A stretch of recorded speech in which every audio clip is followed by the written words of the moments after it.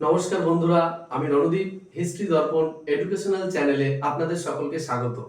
আজ আমরা মূলত বলবো এসএলএসটি যে এসএসসি 2025 শিক্ষক নিয়োগ হতে চলেছে, ইতিহাস সম্পর্কিত মধ্য ভারতের ইতিহাসের কি ধরনের বই পড়তে হবে আর কি ধরনের বই পড়লে তুমি খুব সহজেই সব প্রশ্নের উত্তরগুলো সঠিকভাবে করে আসতে পারবে।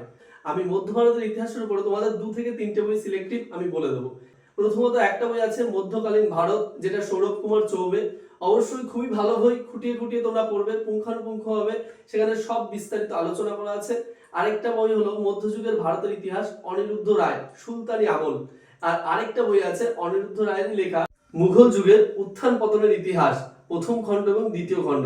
এই 3টে বই তোমরা যদি পড়তে পারো, আশা করি মধ্যযুগের কোনো প্রশ্ন তোমাদের আর বাদবে না।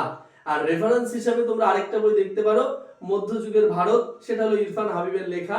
এই কটা বই দেখলে আশা করি তোমাদের মধ্যযুগের ভারতের ইতিহাসের কোনো প্রশ্ন আর বাদবে না। তোমরা যদি চ্যানেলে নতুন হয়ে থাকো, অবশ্যই সাবস্ক্রাইব করে নোটিফিকেশন অন করে রেখো। বন্ধু বান্ধবদের মাঝেও চ্যানেলটি অবশ্যই শেয়ার করে দিও এবং লাইক কমেন্ট করতে ভুলো না। ধন্যবাদ।